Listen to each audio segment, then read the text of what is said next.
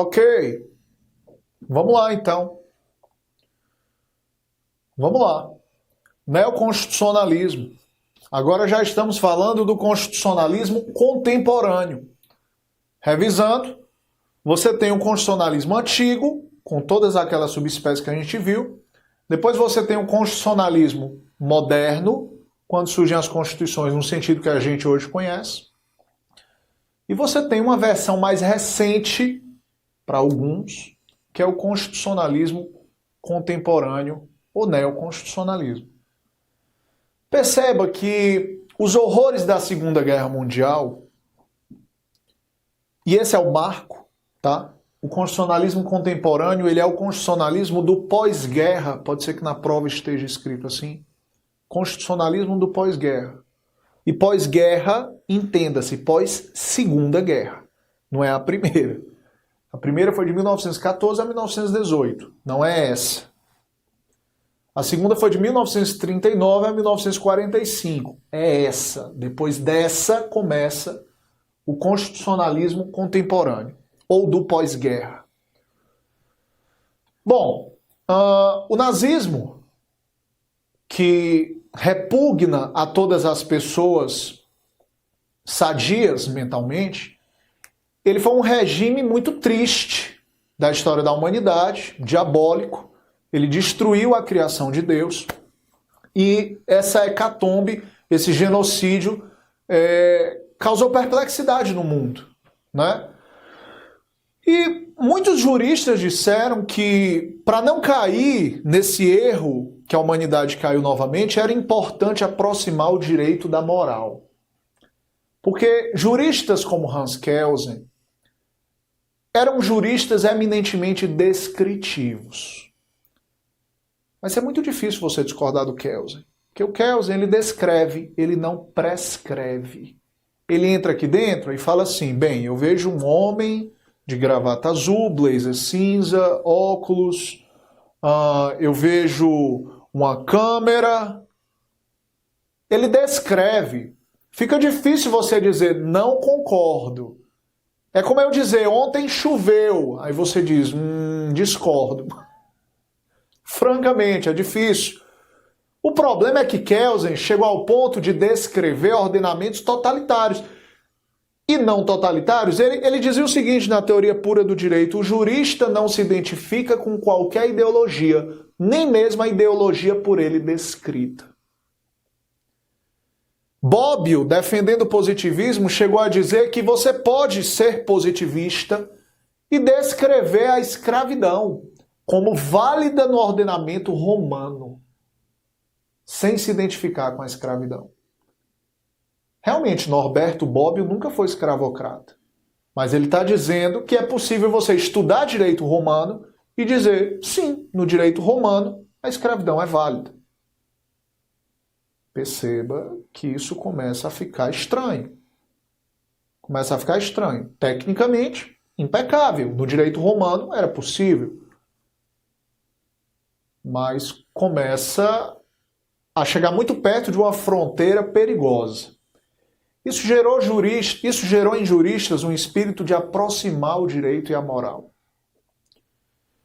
Esse movimento de aproximação, para autores como Luiz Roberto Barroso e Ana Paula Barcelos, da UERJ, seria o movimento neoconstitucionalista do pós-guerra. Só que, como teu professor, tem uma obrigação de te ensinar o certo, tá? E até o vulgar para cair em prova também. Meus caros, a expressão neoconstitucionalismo ela foi utilizada pela primeira vez no mundo em 1998 por uma pessoa chamada Susana Pozzolo. Tá? Um artigo em espanhol. Eu tenho esse artigo. Depois ela foi, digamos assim, difundida pelo Carbonell, um mexicano. Me parece que em 2001, 2002... Agora eu não me recordo. Ou foi 2003 no máximo. Foi uma coletânea do Carbonell. E ele chamava essa coletânea de neoconstitucionalismos, no plural. Aí, o Brasil, né, em 2004, em uma revista de hermenêutica, usa o termo pela primeira vez. A pergunta é, essa importação que a gente trouxe foi feita devidamente? Esse transplante foi feito devidamente? O neoconstitucionalismo, afinal, significa o quê? O que a Susana Pozzolo disse, o que o Carbonell disse, o que a gente começou a dizer? Eu lhe digo que uma das poucas fontes para explicar o que diabo é neoconstitucionalismo é um artigo do Luiz Roberto Barroso, O Triunfo Tardio do Direito Constitucional. Quem quiser, posso passar. Recomendo a leitura. Pois bem, nesse artigo, O Triunfo Tardio do Direito Constitucional, Luiz Roberto Barroso diz o seguinte: o neoconstitucionalismo ele tem 3 marcos que permitem uma nova abordagem do direito constitucional. E que marcos são esses? Que marcos são esses? Marco histórico, marco filosófico e marco teórico. Marco histórico, filosófico e teórico. Qual é o marco histórico? Você já sabe. Pós-guerra, pós-Segunda Guerra Mundial. Então, o constitucionalismo do pós-guerra é o marco histórico desse neoconstitucionalismo que o Luiz Roberto Barroso descreve. E o marco filosófico? Que filosofia é essa desse neoconstitucionalismo? Do ponto de vista jurídico? O pós-positivismo. Por que pós-positivismo? Porque ele está exatamente pretendendo superar o positivismo do Kelsen, normativista, não aquele da escola da exegese, da França, La Bouche de la Loi, a boca da lei, não é aquilo não. O positivismo do Kelsen, da escola de Viena. Por isso que ele se pretende pós-positivista. É como se ele dissesse assim, olha, eu sou mais tecnológico, eu sou o último iPhone, eu sou a tecnologia de ponta, eu sou a novidade do momento.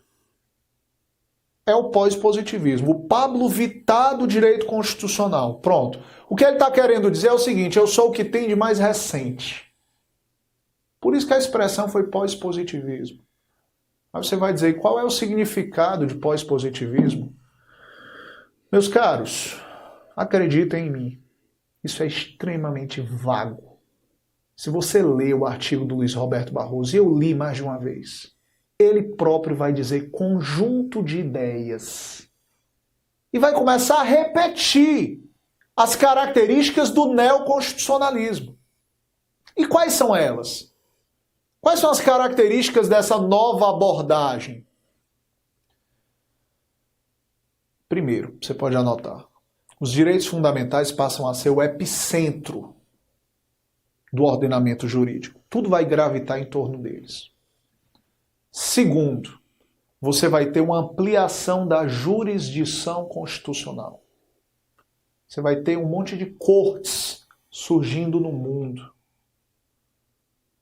Essa ampliação da jurisdição constitucional seria característica do neoconstitucionalismo. E terceiro, reconhecimento de normatividade tanto da Constituição quanto dos princípios. É uma outra característica do neoconstitucionalismo. Então, se você quiser entender a característica, são essas. Reconhecimento de força normativa da Constituição e dos princípios, protagonismo dos direitos fundamentais, ampliação da jurisdição constitucional. Perceba isso. O neoconstitucionalismo não acha ruim Supremo decidir sobre aborto, eutanásia, casamento entre pessoas do mesmo sexo. O neoconstitucionalismo gosta. Por que eu estou enfatizando isso? Para que você anote no seu caderno que esse é o movimento do chamado constitucionalismo democrático. Anote isso. O neoconstitucionalismo, com a ampliação da jurisdição constitucional, nada mais é do que o constitucionalismo democrático. Aquele que triunfou depois do pós-guerra. Que triunfou no pós-guerra. Desculpa o pleonasmo. Depois do pós-guerra, não. No pós-guerra. Tá bom? É o constitucionalismo democrático. Anote isso, porque se cair em prova constitucionalismo popular é outra coisa que eu vou lhe ensinar. Tá? Então, essas são as características. Samuel, e quais são os princípios? Os princípios mais invocados são a vedação do retrocesso e a dignidade da pessoa humana. Tudo isso está no artigo do Luiz Roberto Barroso. Eu li, fichei, resumi, citei no meu livro, que vai ser publicado agora, de Hermenêutica Constitucional, pela editora Juspódio. E nele eu abordo as diferenças entre neoconstitucionalismo, pós-positivismo, enfim, a aula que a gente está tendo aqui. Tá bom? O seu caderno. Bom, então nesse trabalho do Luiz Roberto Barroso, você tem a vedação do retrocesso e a dignidade da pessoa humana como princípios protagonistas da abordagem neoconstitucionalista, tá? E o Luiz Roberto Barroso, abro aspas, ele diz, uma nova percepção da Constituição e de seu papel na interpretação jurídica em geral. O que é que permite essa nova percepção? 3 marcos. O histórico, o constitucionalismo do pós-guerra, o filosófico, que é o pós-positivismo, essa é a alma do neoconstitucionalismo propriamente dito, e o marco teórico. O marco teórico, Luiz Roberto Barroso fala de força normativa da Constituição, expansão da jurisdição constitucional, desenvolvimento de uma nova dogmática de interpretação. Esses são os 3 marcos.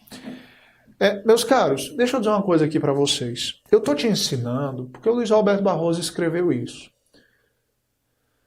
Mas na academia, se você procurar o que andam escrevendo na USP, por exemplo, o pessoal não concorda mais com isso aqui, não.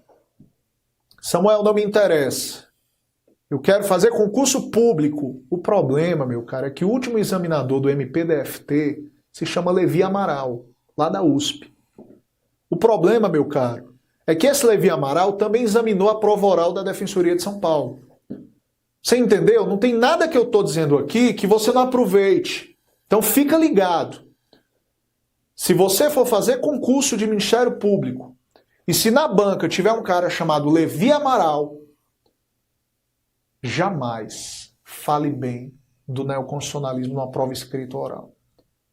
Porque ele é discípulo do Manuel Gonçalves Ferreira Filho, um português que mora no Brasil há muitos anos. Manuel Gonçalves Ferreira Filho tem um artigo mais importante ao lado do Humberto Ávila que critica o neoconstitucionalismo. Eu coloquei isso no meu livro. Critica o neoconstitucionalismo. O Manuel Gonçalves Ferreira Filho, ele diz, olha, isso é invenção do Luiz Roberto Barroso. Invenção, por quê? Porque antes do neoconstitucionalismo já se aceitava que princípio tinha força normativa. Ele diz, antes do neoconstitucionalismo já havia aproximação entre direito e moral, ou o justnaturalismo não tinha feito isso. Depois do pós-guerra não teve nenhuma mudança substancial que inaugurasse um novo marco justo filosófico. Então ele mostra tecnicamente, de maneira ácida, que isso aqui está tudo errado. Mas para a tua prova, o neoconstitucionalismo tem 3 marcos, que são esses aqui.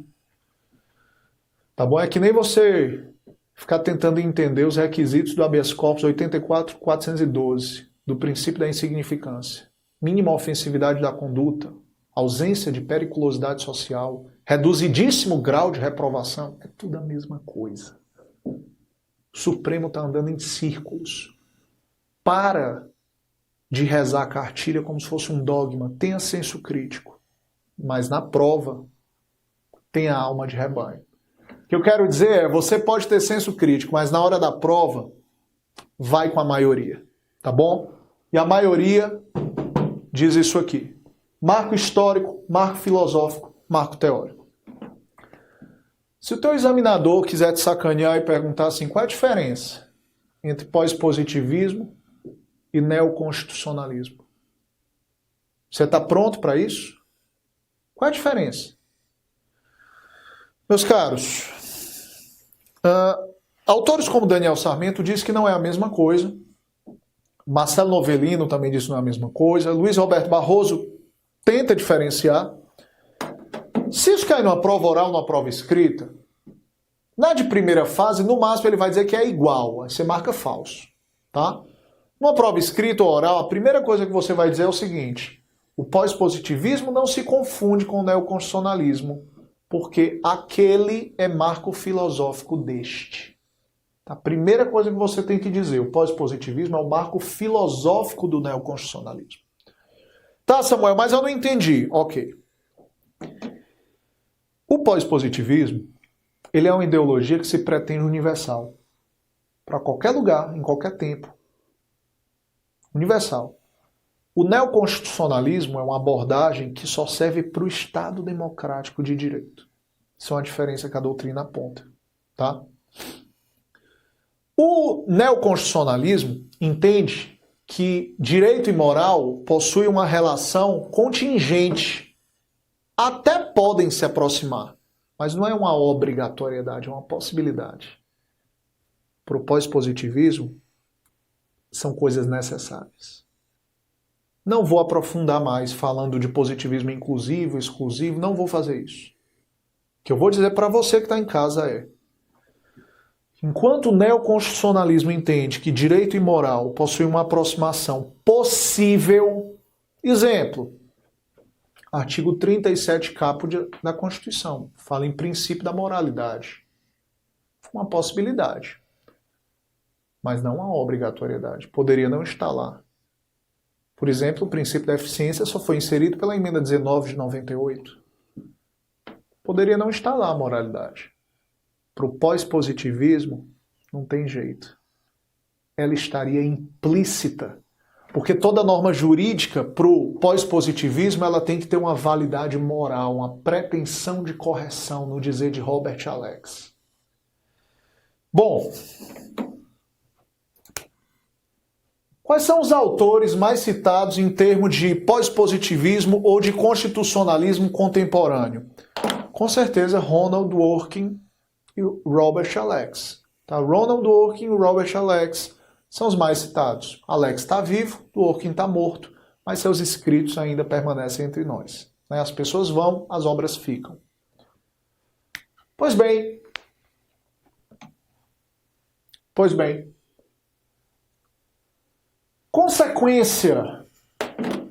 Consequência do neoconstitucionalismo. Luiz Roberto Barroso, no seu trabalho de 20 a 30 laudas, ele aponta que uma das consequências dessa nova abordagem constitucional, chamada neoconstitucionalismo, é a constitucionalização do direito. Eu assisti a uma palestra há uns 15 anos, sem brincadeira, com Luiz Roberto Barroso, nos átrios do Tribunal de Justiça do Ceará. E o tema na época era a constitucionalização do direito. E ficava todo mundo perplexo. Nossa, que novidade é essa? E no meio da palestra ele falava espanhol e fazia analogias com grafites nos muros, bandas de rap. E as pessoas ficavam ultrajadas. Quem é esse cara, tão poeta, tão artista?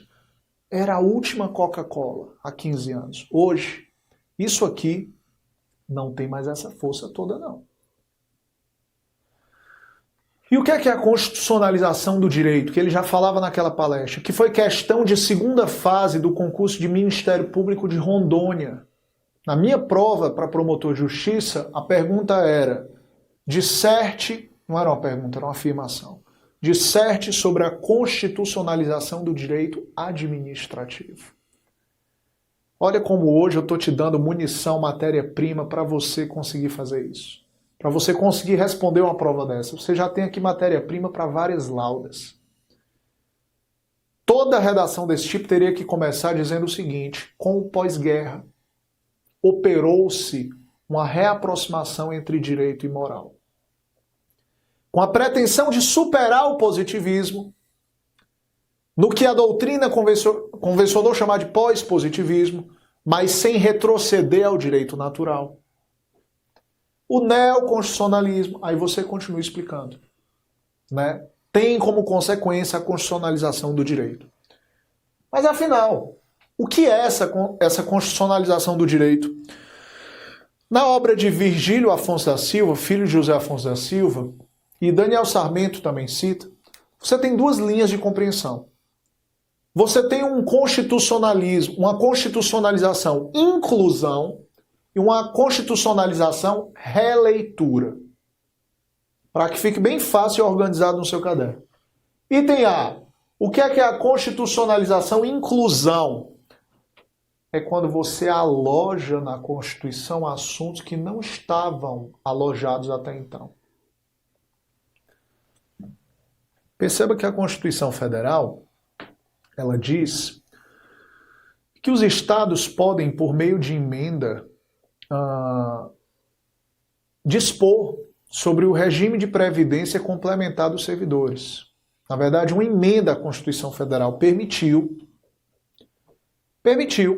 que os estados adotassem regime complementar de previdência para os seus servidores. Depois de instituídos, seria possível. Isso é assunto para habitar uma Constituição? Sinceramente, não. Jamais a Constituição norte-americana iria tão longe. Eu já te ensinei. Normas materialmente constitucionais são as que versam sobre a organização do Estado, dos poderes e proclamam direitos fundamentais. Que sentido tem você ir tão longe e falar, por exemplo, da escola, do Colégio Pedro II? Perceba que esses assuntos, eles são alojados na Constituição. A esse fenômeno dá-se o nome de constitucionalização inclusão. Essa não é a mais importante, tá? Tratamento pela Constituição de temas que antes eram disciplinados pela legislação ordinária ou mesmo ignorados. Pois bem,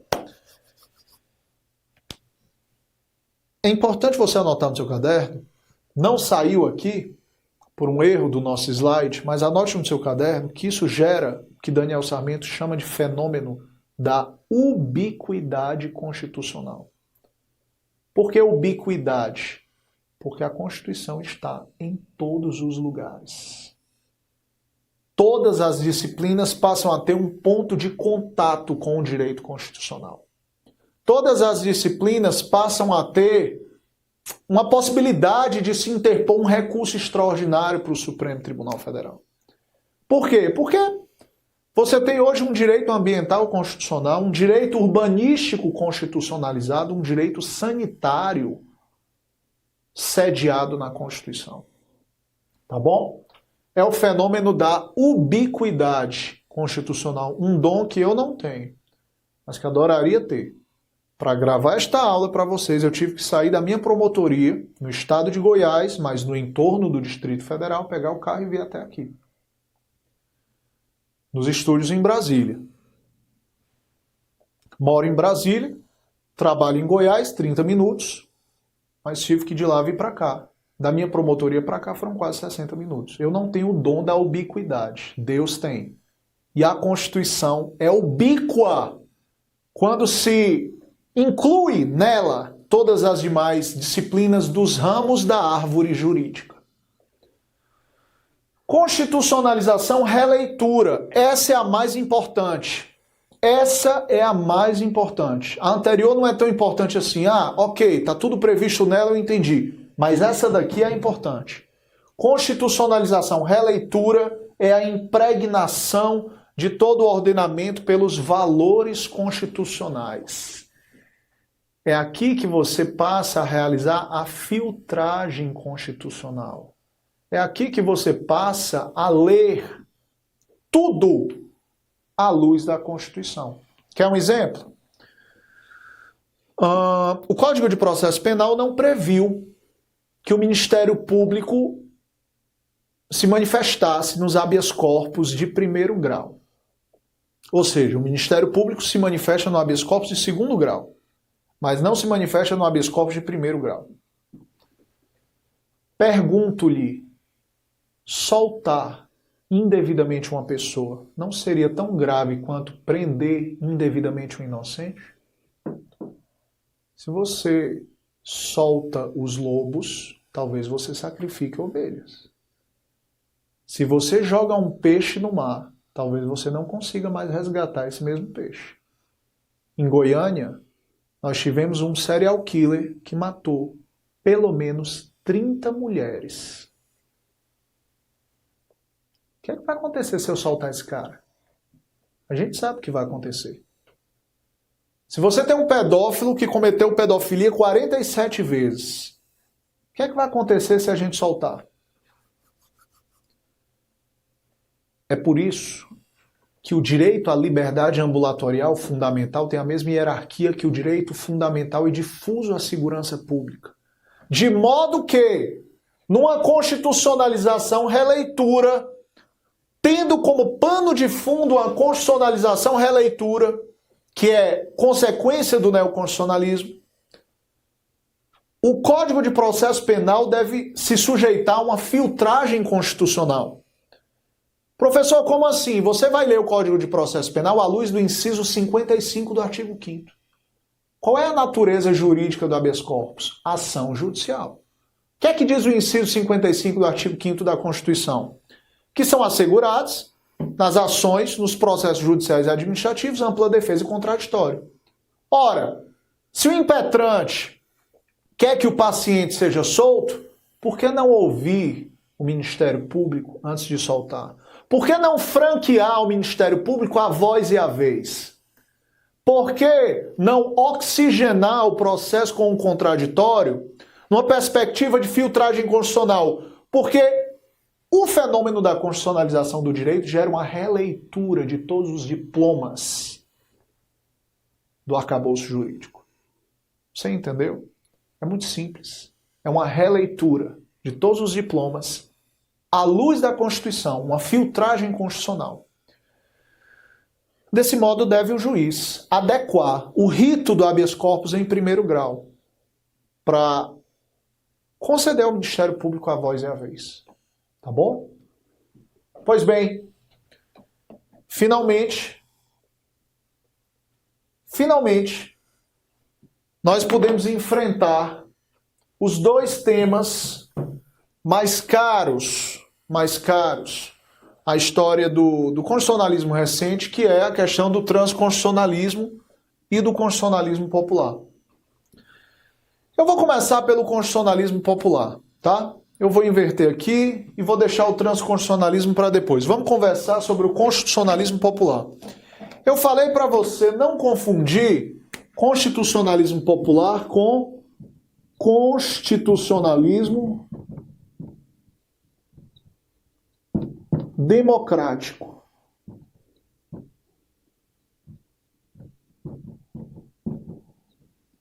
Democrático.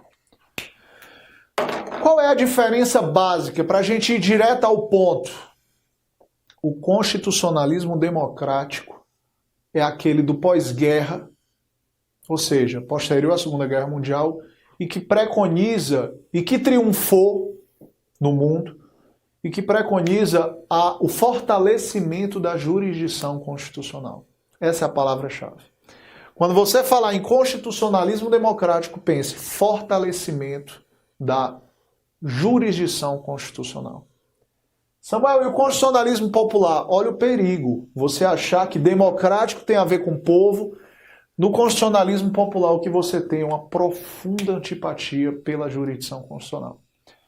Mas isso são cenas do nosso próximo capítulo. Até o nosso próximo bloco.